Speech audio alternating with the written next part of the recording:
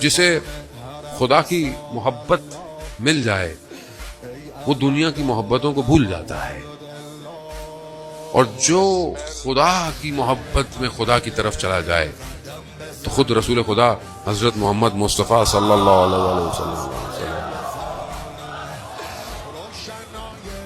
خود رسول خدا فرماتے ہیں کہ جو خدا کی طرف آ جائے، خدا سے محبت کر لے، خدا اس کا ذکر ملائکہ اور باقی مکان اور ہر جگہ سے کر دیتا ہے، یعنی گویا کائنات کا ہر وجود اس کو پہچانتا ہے کہ یہ خدا سے محبت کرتا ہے۔ وہ ایک ایسا شخص کہ جو اتنا مشہور ہو خدا کی بارگاہ میں، خدا کی مخلوقات میں، کیا اس کی دعا آسمان سے واپس آئے گی؟ نہیں آئے گی۔ لیکن کیا ہم اپنے آپ کو اس محبت کی طرف بڑھا رہے ہیں کہ نہیں بڑھا؟ کیونکہ یہ دنیا کبھی بھی خدا کی محبت کی طرف آپ کو جانے نہیں دے گی۔ دنیا کا کام ہی یہی ہے۔ اللہ نے 1,24,000 پیغمبروں کو کیوں بھیجا؟ لوگ مخلوق رب کی طرف جائے، اور جو پوری دنیا کا باقی سسٹم تھا اس کا کیا کام تھا کہ یہ مخلوق رب سے دور ہو جائے۔ اس کا بھی آج آپ کو دنیا کے اندر ساری چیزیں نظر آتی ہیں، بعض اوقات آپ کو دین بھی نظر آ رہا ہے، دیندار بھی نظر آ رہے ہیں، لیکن ان کا کام کیا ہے؟ وہ خدا کی طرف نہیں لے کے جا رہے، وہ اپنی طرف لے کے جا رہے۔ سامری نے کیا کیا تھا؟ سامری بھی بنی اسرائیل حضرت موسیٰ علیہ السلام کا ماننے والوں میں سے تھا، ان لوگوں میں سے تھا جنہوں نے نجات پائی، لیکن قوم کو کہاں لے گیا؟ کہاں لے گیا؟ اپنی طرف لے آیا۔ اب ذرا سی انحراف، ذرا سی غلطی انسان کو دور کر دیتی ہے، اور وہ اس گوشالے کی پوجا کرنے لگے اور یہ کہنے لگے کہ یہ موسیٰ کا رب ہے۔ اب قوم مشکلات میں تھی۔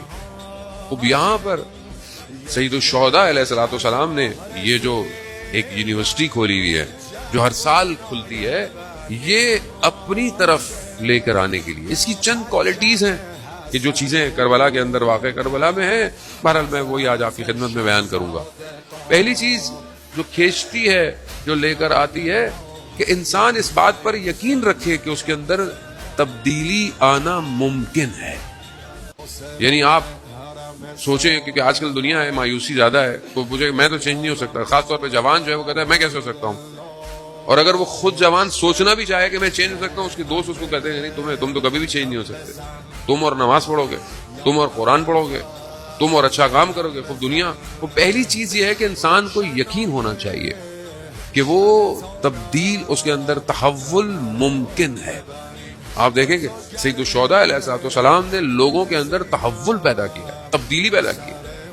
آپ قرآن کے اندر دیکھیں کہ جو جادوگر ہیں فرعون کے دربار میں، انہوں نے کیا کیا ہے؟ انہوں نے جو ہے وہ رسیاں پھینکی اور ان کو سانپ بنا دیا، لیکن جب سامنے دیکھا کہ جو لکڑی ہے وہ اژدہا میں بن سکتی ہے، وہ جادوگر تھے، ٹیکنیکلی جانتے تھے کہ جادو کسے کہتے ہیں، سحر کسے کہتے ہیں، معجزہ کسے کہتے ہیں، ممکنات کسے کہتے ہیں، وہ پہچان گئے۔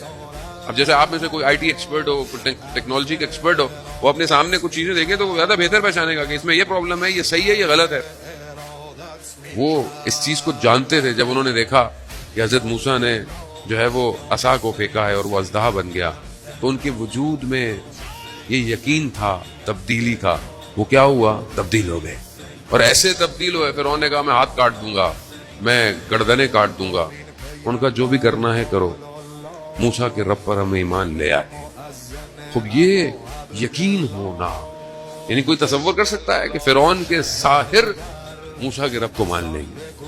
نہیں، تبدیلی ممکن ہے۔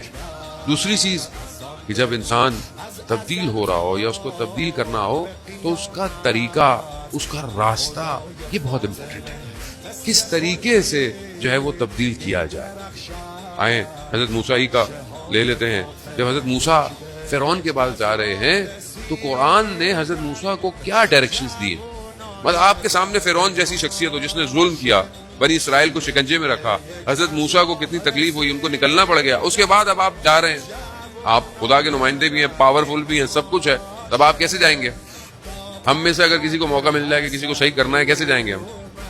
مگر قرآن حضرت موسیٰ سے کیا کہہ رہا ہے کہ جب موسیٰ کے پاس جانا تو قول لین، یعنی آرام سے گفتگو کرنا، یعنی خدا فرعون کو بھی موقع دینا چاہتا ہے۔ طریقہ ہے. ہمارا طریقہ کیا ہے؟ ہماری گفتگو کیسی ہے؟ ہم اگر کسی کو ہدایت دینا چاہتے ہیں یا کسی کو اچھی بات کہنا چاہتے ہیں تو ہمارا جو ہے وہ ایکشن کیسے ہونے چاہیے؟ ہم اپنے گھر میں کیسے ہیں؟ 4 باتیں اگر مذہب کی ہمیں پتہ چل جائیں, اگلے والے بیچارے کا تو ہم کپڑے جو ہے نا بیچارے کی کھال بھی اگاڑ دیتے. تمہیں کیا پتا؟ تمہیں مذہب کا کیا پتا؟ تمہیں مذہب کیسے آتا ہے؟ اگر آپ نے 4 چیزیں پڑھ لی ہیں تو آپ کا اخلاق اس سے زیادہ بہتر ہونا چاہیے. مگر ہمارا اخلاق رسول سے خدا نہ خواستہ زیادہ بہتر ہے. رسول کا اخلاق کیسا تھا؟ کیسا اخلاق ہے رسول کا کہ لوگ پتھر بھی مارتے ہیں مگر رسول اللہ کے حبیب کسی کے لیے بد دعا نہیں کر رہے.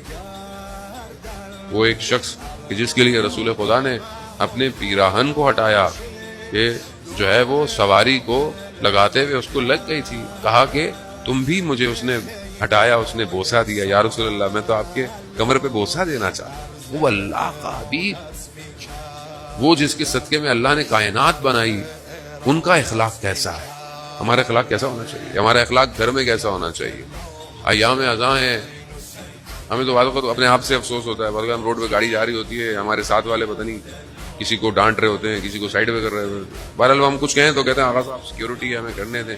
لیکن مجھے بالکل نہیں اچھا لگا. مطلب میری کیا حیثیت ہے, اوقات ہے. مطلب انسان بہرحال ایک اچھے کام مذہب مجلس پڑھنے جا رہا ہو اور آپ کی گاڑی کسی کو دھکا دے دے, دبا دے, آپ کیا سوچیں گے؟ مطلب وہ کیا سوچے گا, یہ کون ہے یہ شخص, کہاں ہے یہ؟